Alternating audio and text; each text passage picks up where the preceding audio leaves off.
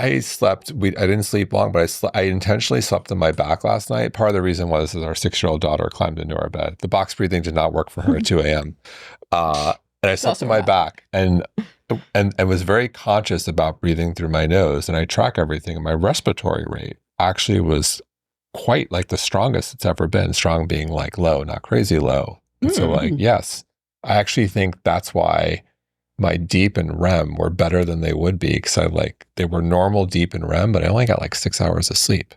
That's impressive, because typically when people sleep on their back, if there's any issue with apnea, it can. I don't have it. I was like so in the zone with my nasal breathing. While you were sleeping, that's impressive. Yeah. Whoa, that's almost lucid dreaming material right there. Yeah. When you think about the health and wellness, you think about breathing. Number one, it's free, and everybody has to do it. Zero cost, free. Everybody has to do it. The components in the book are box breathing, which is a 4-count inhale, hold for 4 count, then exhale for 4 count. And then, you guys get the picture, the box. Yeah. And then the other part of that was there a double inhale? Well, I love my personal favorite, which is in the book, is the inhale for 2, exhale for 4. I just think some people can sometimes get tripped up on the box. It's like, oh, no, I have to think. Yeah. It's way too much. It's real time useful. The inhale for 2, exhale for 4, I feel like is so simple and tried and true. And essentially you just hold the exhale longer than the inhale. If you do the inverse of that, you have a problem. Yeah. And you mentioned something that I think is really important. You talked about how if someone is breathing incorrectly, they can increase their anxiety. Yes. Well, what if an individual doesn't realize that they have anxiety because they're not breathing well, right? It's not necessarily that they have an anxiety problem. Potentially, they could have a breathing problem, which is feeding into this concept of being anxious and then Triggering your fight or flight. Exactly. So if you are feeling anxious and you are listening to this, try it. Hopefully we're not making anyone feel anxious. Well, with all these tasks about the inhale, exhale, I mean, it can all be very confusing, but the reality is everybody has to breathe. So you have to breathe. You might as well get it right. Yeah, well said. Yes. Well said. Yes. Well, next, what was the other, what are some of the other pillars? Which I, by the way, already know what these pillars are, but I don't want to steal the thunder of the book. So we're going to talk about breath dovetails to sleep. Sleep is like deeply personal for me. In my 20s, I couldn't fall asleep for 3 nights in a row, ended up at the hospital. Why? Too much caffeine? It was probably a combination of bad sleep etiquette, the mouth breathing. It was a universal chest day, and then it was mouth breathing. It was just the whole thing. Exactly. Full moon, if we want to go that direction, wrong day in the astrology calendar. But I had Mercury in retrograde. Totally. Okay. We're that coupled with like real world anxiety over giving a presentation in front of 50 people, and I couldn't fall asleep for like 3 nights. So I ended up in the hospital where they gave me a Xanax, which definitely helped put me to sleep. But then, you're kind of right where you started, because stress doesn't go away. It changes and evolves, through life. And I didn't learn really how to sleep and think about sleep until much later in life.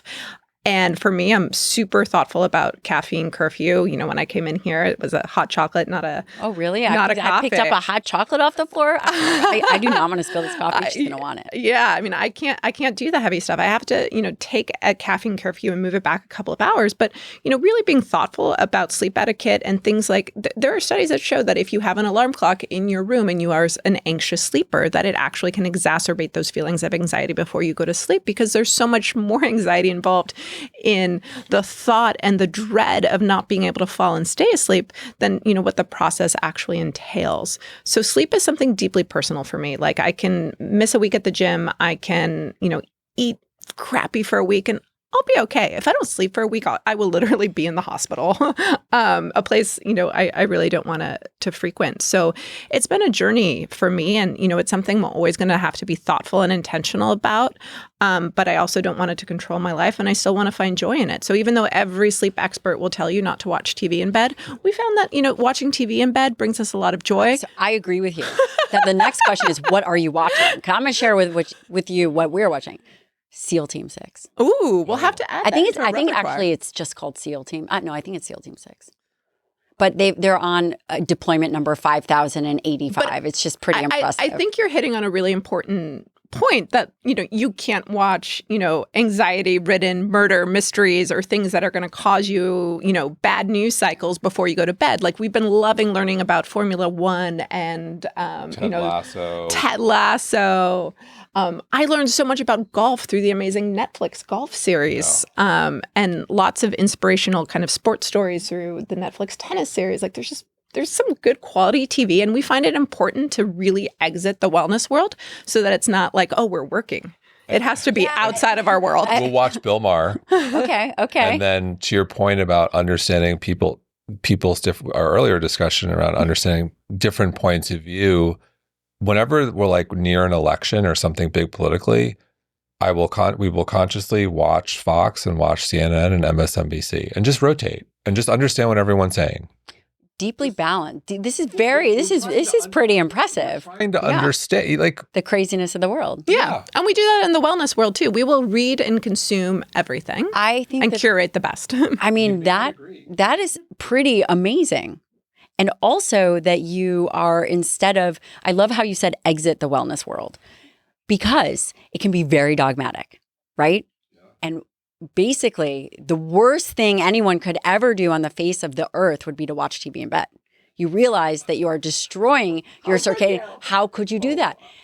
And this is what is so funny, is that in the real world, it have to be so binary. I mean, are you, again, you said waking up, doing your meditation, you have 3 hours later. I don't know who has time to do that. And then the other aspect is, you shouldn't be on your phone and don't be watching. I mean, I should probably change the SEAL team with all the deployments that maybe not be so relaxing. And I look over, my husband is dead asleep. But the balance here that you're talking about is, how do you integrate wellness with joy in the real world? And you guys are at the forefront of putting out that information, and you both are really fit. We're trying. You've had a profound influence. I've been in training for this conversation. Yeah, we are doing push-ups after this. That was the deal. I didn't work out today, so I'm up for that. But like, one of my funny anecdotes, you mentioned like, being dogmatic in this world, and that's a real thing, and there is judgment. And like, I'll share this. You will remember that when Colleen was first, we write about this in the book. Getting pregnant was extraordinarily challenging. It was a long road, and we waited to like the absolute end to start telling people. And so Colleen was pregnant, and this was the pregnancy that ended up being Ellie. And a friend of ours in the space, we will not know him who this is, was like, looks at Colleen and it's like, you look bloated. I think you have SIBO. That is hilarious. Colleen's like, no, I don't have SIBO. I don't think so. Well, I'm actually pregnant. What were some of the takeaways, aside from the TV situation, which I'm sure, I think I read in this book that you guys do use dimming lights, blue blocker, and you're doing the whole thing. You're kind of integrating, right? To some degree. Like, we're not dogmatic about it. Yeah, like when we go to bed, we try to do the blackout as well. Like, we watch TV, and we have a flat screen TV, so the blackout really isn't a blackout until it's really lights out. And we do we do have an 8 Sleep mattress, and I do wear technology. We love 8 Sleep. So do we. So like the EMF, I'm like, that's another conversation. Wow. You're irradiating yourself while you're sleeping? It's look, I think without going down, it's a rabbit hole. And I think we all think, so at least we think there's something there that's interesting, that does make sense, but it quickly goes to a space of conspiracy theory and 5G and Bill Gates and the world, and they're tracking everything and the chips and and it's just too much. And it's really hard to speak to someone who we think is really credible and balanced. I don't think that exists. So at any rate, we violate that rule. Yeah, I think you have to be like dogmatic about the things that are actually going to move the needle for you. So like for me, that's like unfortunately changed like how I consume alcohol. I consume a lot less. And if I do, I try to have it earlier in the day. So I'll be the, weird person ordering a margarita at brunch. Yeah, was that why? Exactly. Check out that backpack.